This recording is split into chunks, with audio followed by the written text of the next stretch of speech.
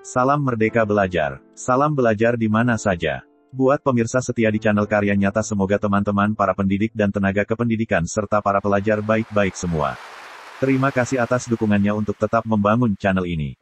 Pada kesempatan kali ini kita akan membahas tentang penjurusan IPA, IPS, bahasa di kurikulum baru.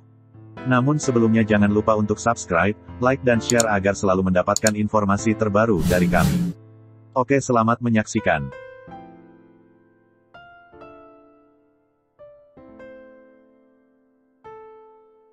Tak ada lagi penjurusan IPA, IPS, bahasa di kurikulum baru.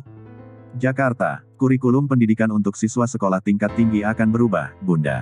Hal tersebut pun sudah diungkap oleh Kepala Badan Standar, Kurikulum, dan Asesmen Pendidikan Kementerian Pendidikan, Kebudayaan, Riset, dan Teknologi, Kemendikbudristek, yakni Anindito Aditomo.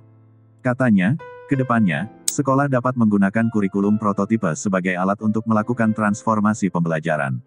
Kurikulum prototipe tidak disebut sebagai kurikulum 2022 karena pada tahun 2022 sifatnya opsional, kata Nino dikutip dari Detikcom pada Selasa tanggal 21 Desember tahun 2021.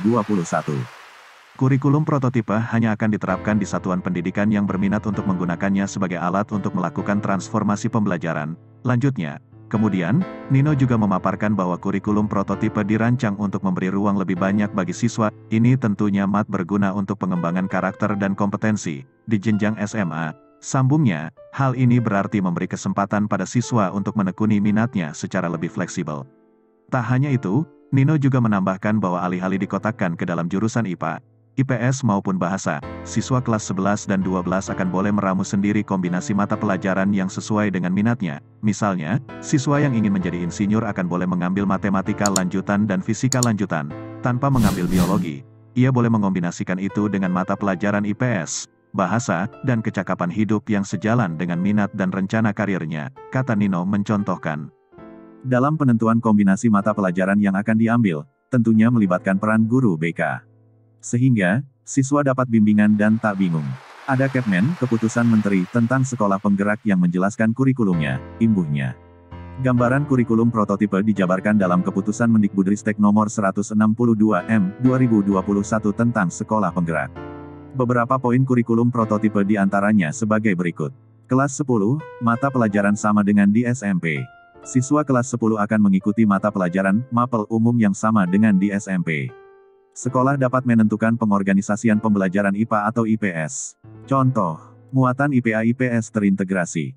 Misal, mapel fisika, kimia, dan biologi dipadukan dalam satu tema menjadi problem-based learning, pembelajaran berbasis masalah.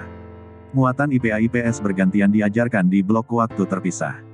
Jadi, fisika, kimia, dan biologi dipisah jam pelajarannya, diikuti unit pembelajaran inquiry yang mengintegrasikan muatan IPA-IPS tersebut. Muatan IPA-IPS diajarkan paralel, misalnya mapel fisika, kimia, dan biologi diajarkan secara reguler di jam pelajaran yang sama setiap minggu.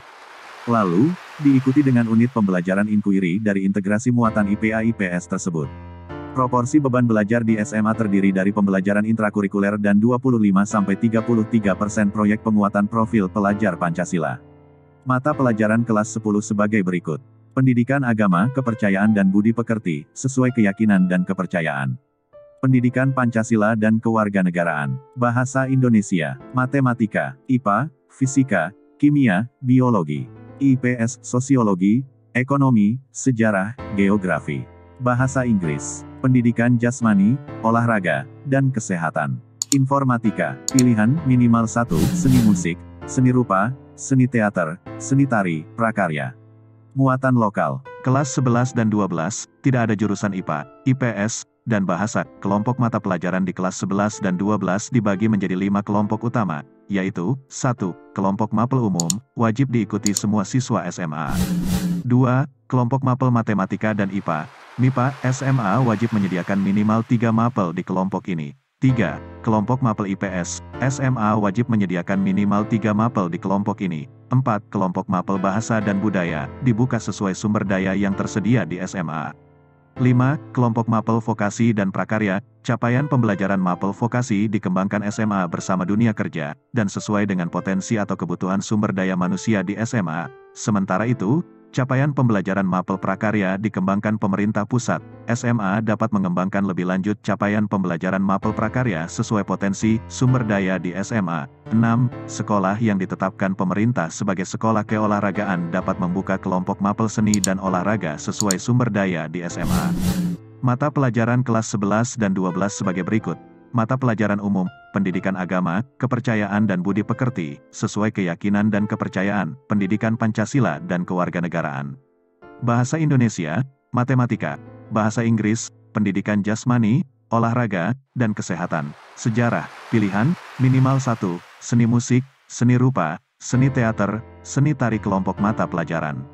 MIPA, fisika, kimia, biologi, informatika, matematika tingkat lanjut. IPS, sosiologi, ekonomi, geografi, antropologi, bahasa dan budaya, bahasa Indonesia tingkat lanjut, bahasa Inggris tingkat lanjut, bahasa Korea, bahasa Arab, bahasa Mandarin, bahasa Jepang, bahasa Jerman, bahasa Prancis. Vokasi dan prakarya, membatik, servis elektronik, desain grafis, dan lain-lain sesuai sumber daya tersedia, muatan lokal. Sebelumnya Nino mengatakan, kurikulum prototipe tersebut sedang diterapkan secara terbatas di 2.500-an sekolah di seluruh Indonesia melalui program Sekolah Penggerak. Demikian pembahasan kali ini, semoga bermanfaat kepada kita semua dan selalu subscribe, like dan share agar selalu mendapatkan informasi terbaru dari kami. Saya Ridwan Spede mengucapkan terima kasih atas dukungannya dan kebersamaan dalam channel Karya Nyata. Salam Merdeka Belajar, salam belajar di mana saja, wassalam.